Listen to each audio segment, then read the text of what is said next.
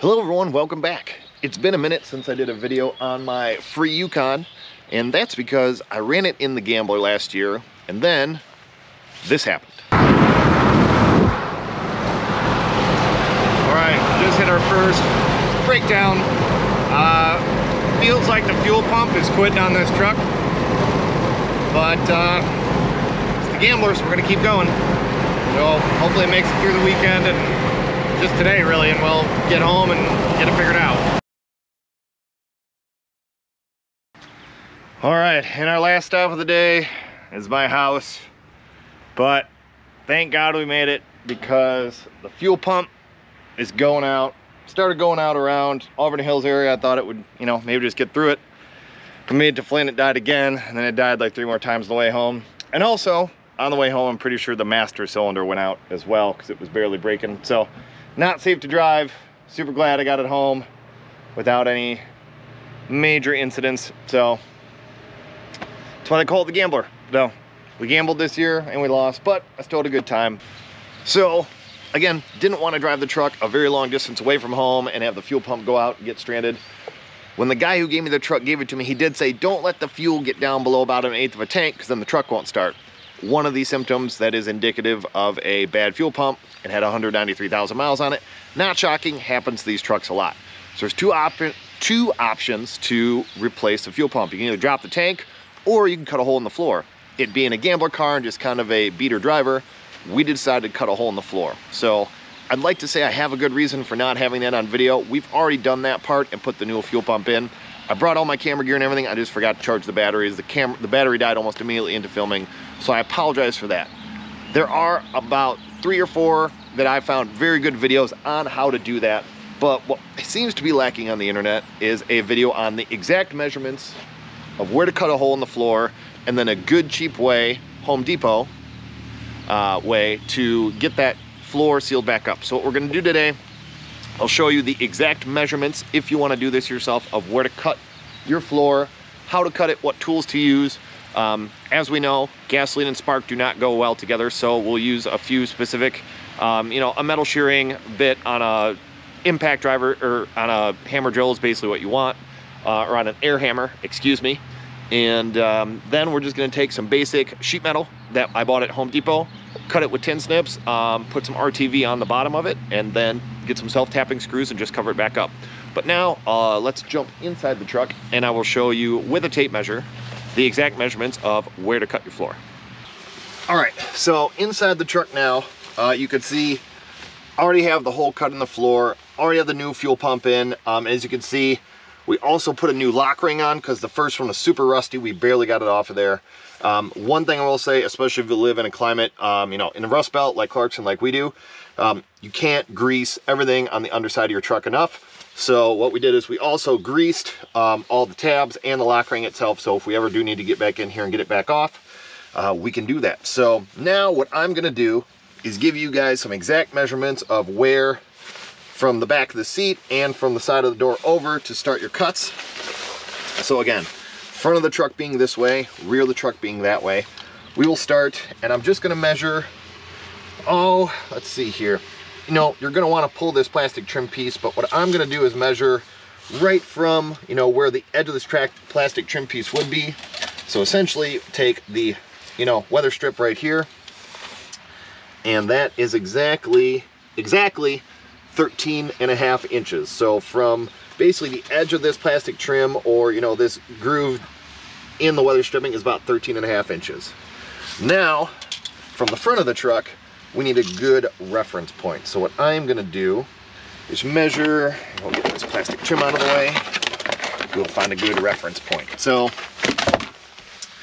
let's just do, for now, nice and easy. So I'm gonna do the back of the seat right here. So the back of this seat track, and actually I think that moves with the seat, so that's probably not a good one. So here's what I will do is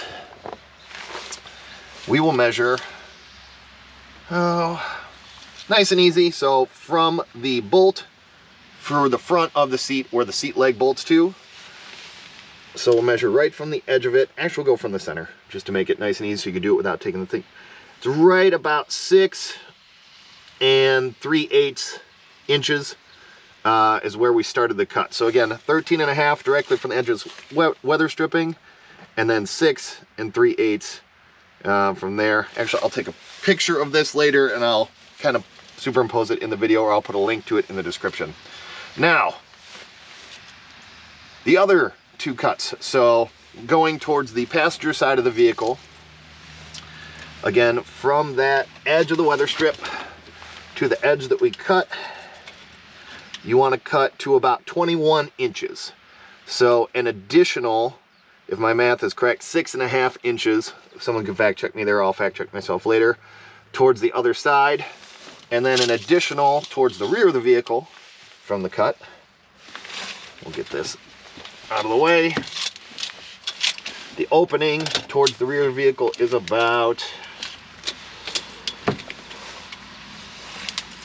making a mess of this.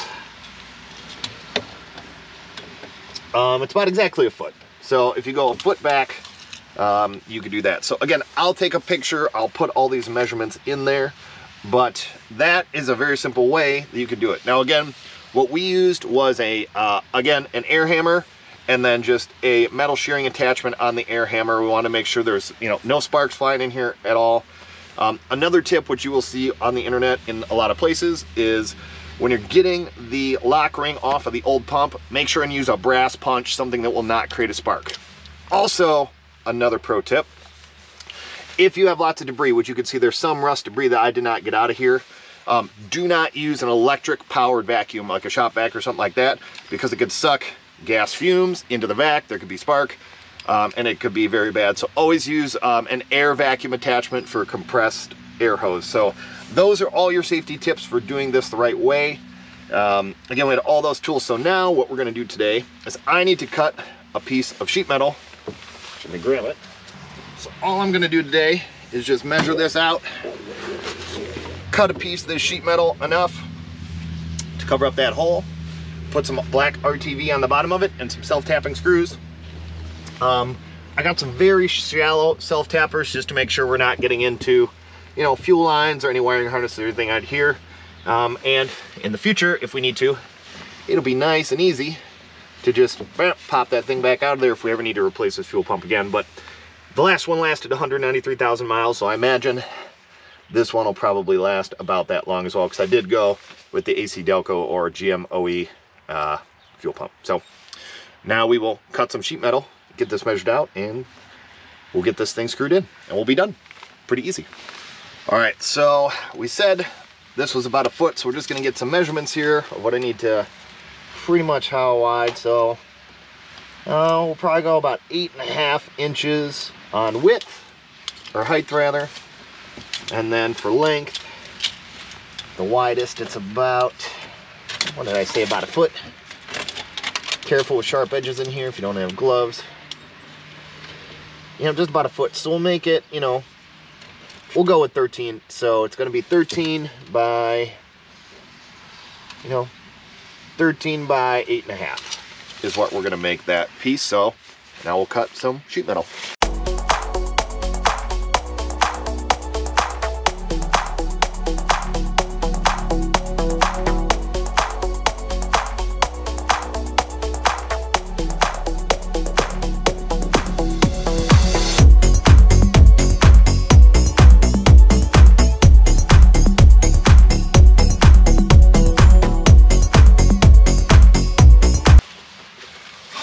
Now to test fit our patch panel.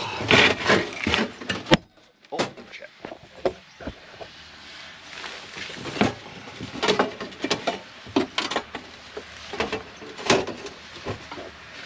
Yeah, I mean, it's not great, it's not perfect, but it'll work. We'll RTV it as best we can.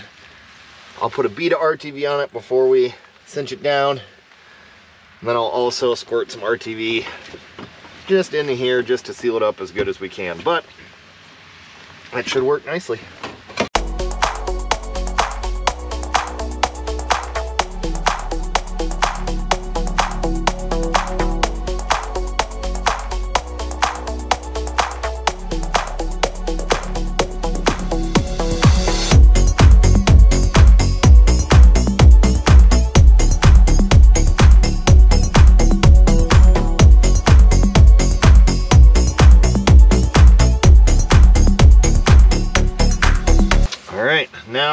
take our little self-tappers. These are 10/16 by 1/2 inch.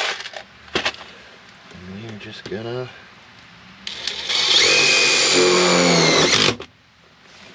get a couple corners in.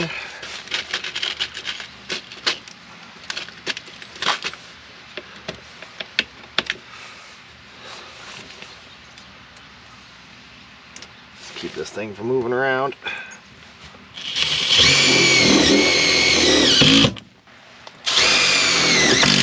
I just want to get a few of these corners.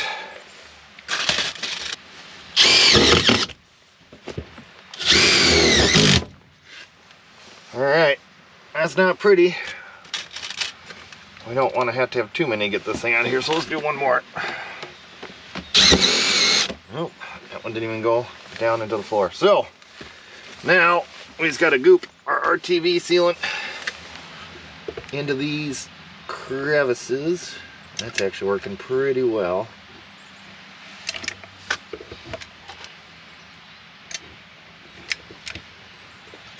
Actually, I am going to get my hammer out,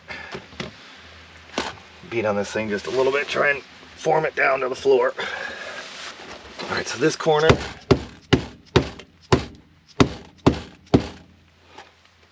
and this corner.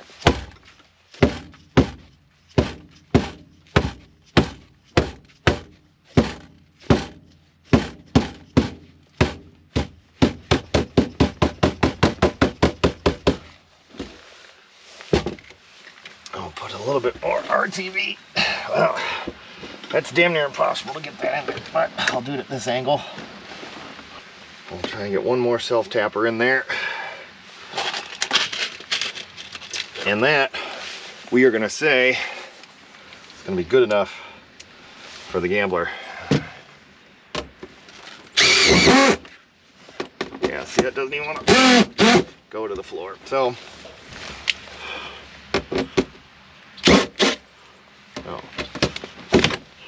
we'll leave it in there so there's a hole. All right, so that is our makeshift panel. Hopefully good for another 193,000 miles. We really just want to prevent water getting in here. I might go in and put a little bit more spray foam or something in here just to seal it up a little bit better. But that is essentially how you do a really horrible job at patching the flow after replacing your fuel pump, but always be gambling.